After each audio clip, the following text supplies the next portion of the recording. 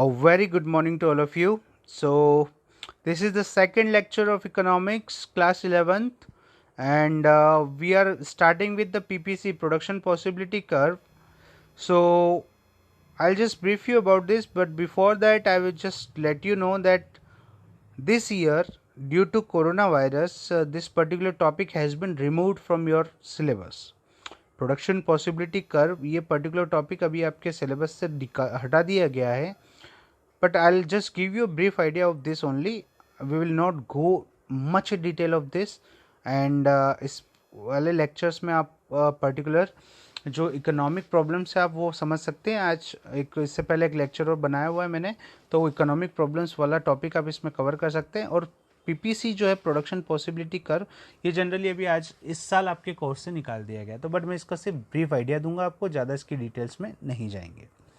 So basically PPC क्या होता है? It shows the combination of two different goods which an economy can produce. अभी हम थोड़ी देर पहले जब बात कर रहे थे पिछले वाले लेक्चर्स के अंदर कि इकोनॉमी को बनाना क्या है, और इकोनॉमी में बनाना क्या है, तो बनाना क्या है, तो हम बोल रहे थे कि कैपिटल गुड्स बनाए या कंज्यूमर गुड्स बनाए. तो यहाँ पे हम लोगों को पीपीसी में इसका सॉल्यूशन मिलता है कि एक्चुअल में दो गुड्स बना सकते हैं.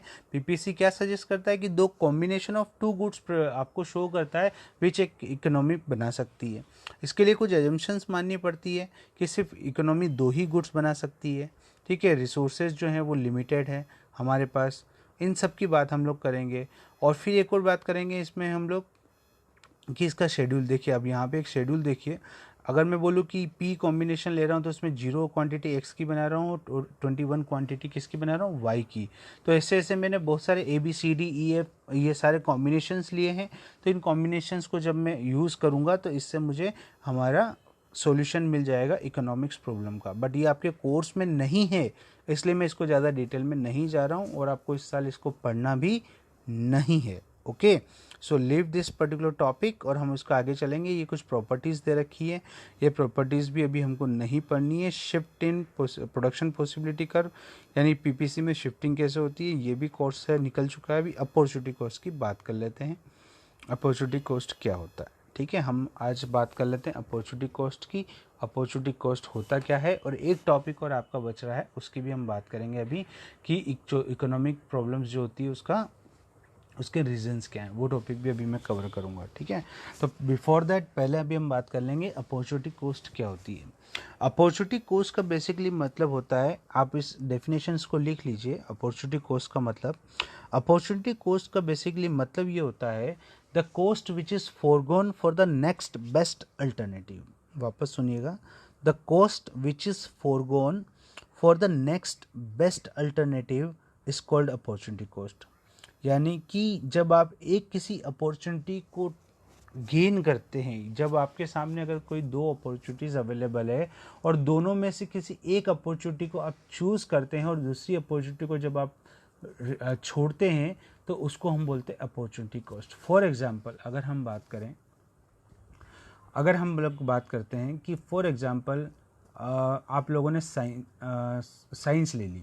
फॉर एग्जांपल अगर आप लोगों ने साइंस लिए तो आपने क्या फॉरगेट किया है, आपने क्या फॉरगोन किया है, मतलब छोड़ा क्या है, कॉमर्स नहीं लिया आपने कॉमर्स को छोड़ के आपने क्या लिया? साइंस.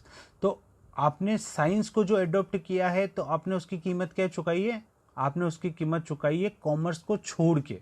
जो कॉमर्स आपने छोड़ी है उसको हम बोलेंगे वो क्या है? अपॉर्चुनिटी कॉस्ट है. किसके लिए? साइंस के लिए. इसी तरीके से वापस अगर हम उल्टा बोलना चाहें तो कि आपने कॉमर्स ली, आज प्रेजेंट में आप 11th क्लास कॉमर्स के स्टूडेंट है, आपने कॉमर्स लिए, तो आपने कॉमर्स चूज़ करने के लिए क्या कॉस्ट चुकाई है?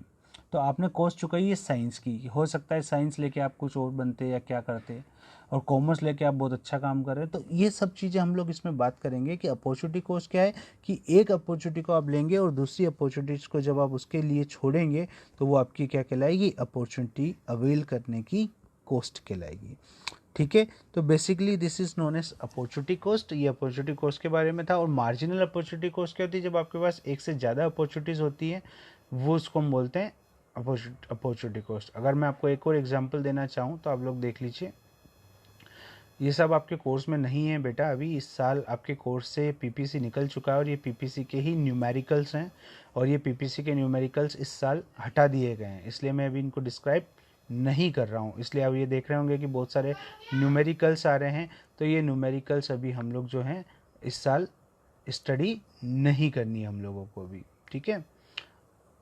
चलिए, तो अभी हम लोग इसमें आगे बात कर लेते हैं। एक एग्जांपल देता हूँ मैं आपको अपॉर्चुनिटी कॉस्ट का। For example, you are getting a job in Bikaner. एक जॉब आपको मिल रही है बीकानेर में और एक जॉब आपको मिल रही है मुंबई के अंदर, ठीक है। एक बीकानेर में जो जॉब मिल रही है आपको मिल रही है 1,00,000 रुपीज़ पर मंथ, और मुंबई में जो जॉब मिल रही है वो आपको 60,000 रुपीज़ पर मंथ पे मिल रही है। अब आप दोनों में से कौन सा लेंगे? ऑब्वियसली आप बोलोगे कि जहाँ पेमेंट ज़्यादा मिल रहा है, बट ठीक है, डिपेंड्स हो, सर्कमस्टांसेस हो सकती है बहुत सारे बच्चों की, तो उसके हिसाब से आप जॉब को चूज़ करेंगे। तो फर्स्ट थिंग अगर हम बात करें कि अगर आपने बीकानेर का जॉब चूज़ किया है, तो बीकानेर का जॉब लेने के लिए आपने किस चीज़ को छोड़ा है? मुंबई का जॉब। इट मीन्स आपकी अपॉर्चुनिटी कॉस्ट क्या होगी? मुंबई का जॉब। और अगर आप मुंबई का जॉब चूज़ करते हैं तो आपको क्या, आपने क्या छोड़ा? बीकानेर का जॉब। इट मीन्स आपने अपॉर्चुनिटी कॉस्ट क्या हो गई? बीकानेर की job. Okay, so this is all about opportunity cost. अगले वीडियो में हम लोग इकोनॉमिक प्रॉब्लम्स की, जो इकोनॉमिक प्रॉब्लम्स हमने पढ़ी थी ना अभी, what to produce, how to produce, for whom to produce, उसके मीनिंग की बात करेंगे, ठीक है। उसके रीजंस की बात करेंगे कि रीजंस क्या थे।